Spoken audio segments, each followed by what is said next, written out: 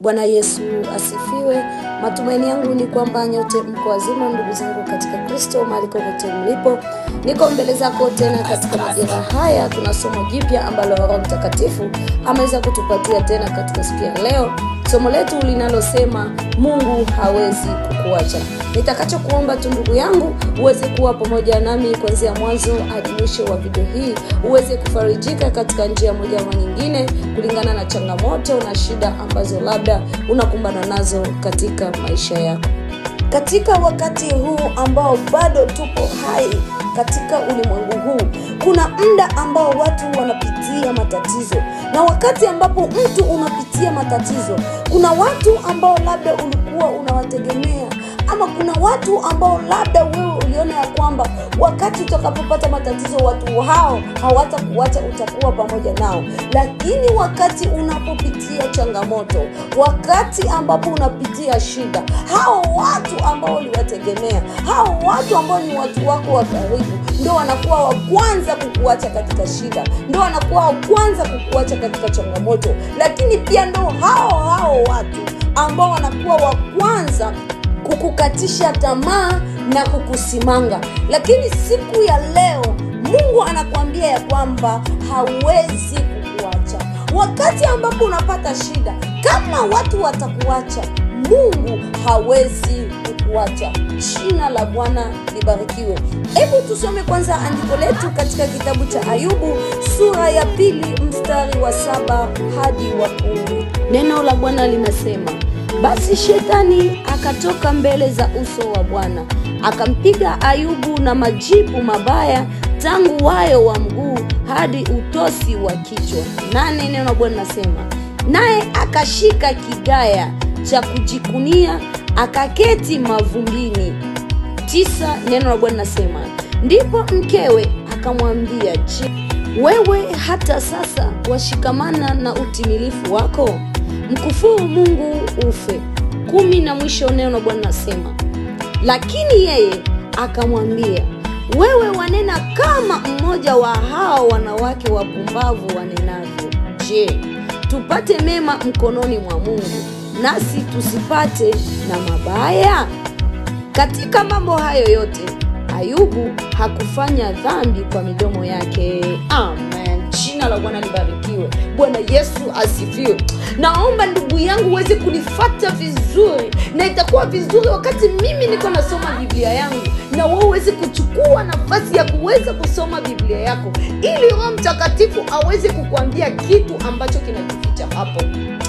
Fikiria Ayubu alipopitia shida, alipopitia changamoto. Biblia yangu inaniambia kwamba Ayubu alichukua kigaya. Hicho kigaya alikichukua kwa ajili ya kimsaidie kujikuna kwa majipu ambayo yalikuwa yamemtoka.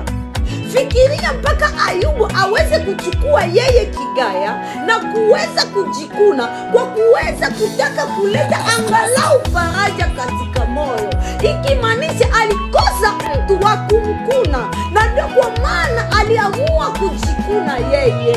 Jina la Bwana libarikiwe. Bwana Yesu asifiwe. Leo Mungu anataka kuzungumza na wewe.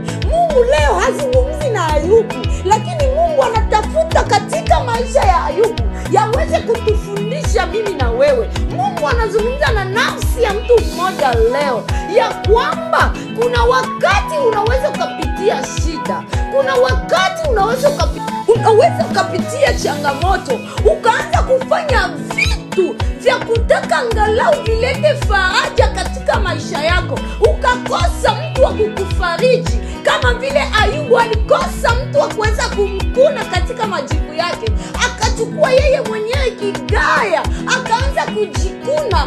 Na wewe unaweza kuwa kwenye shida, unaweza ukapitia changamoto, ukakosa mtu wa kukufariji, ukakosa mtu atakayekupa moyo katika shida na changamoto yako.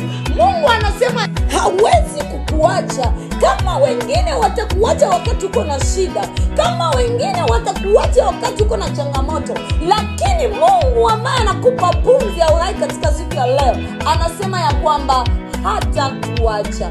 Tazama jinsi gani Ayubu alifikiri wakati akiwa na shida mke wake atakuwa msaada katika maisha yake, lakini mwanamke wake akaanza kumsimanga. Na ndivyo wewe unaweza kuwa na watu ambao unawaamini, unaweza kuwa na watu ambao umewapenda, lakini wakati unapopitia shida, wakati unapopitia changamoto, hao watu ndo watakuwa wa kwanza kukusimanga. Kama vile Ayubu aliyekuwa wa kwanza kumsimanga ni mwanamke wake ambaye alikuwa akiishi naye, ndo alikuwa wa kwanza ambaye alimwambia Ayubu, mkufuru Mungu wako. Hebu jifikirie hilo jambo.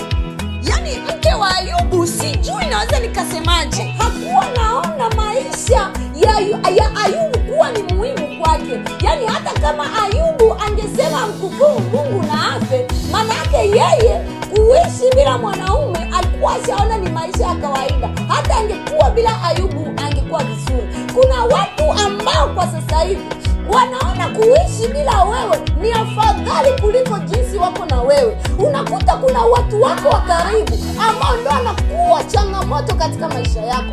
Kuna watu wako ambao ni wa muhimu ndio wanakuwa changamoto katika maisha yako.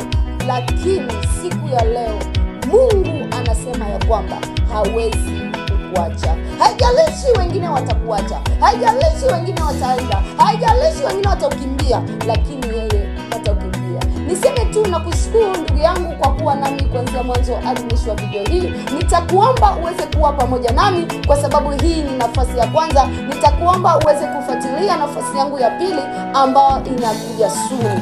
Mungu akubariki. Neema ya Yesu Kristo iweze kukufunika.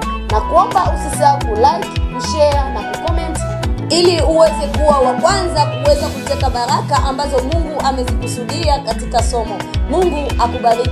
Kwa majina naitwa Nicole Catherine Kongolo. Mungu akubariki. Amen.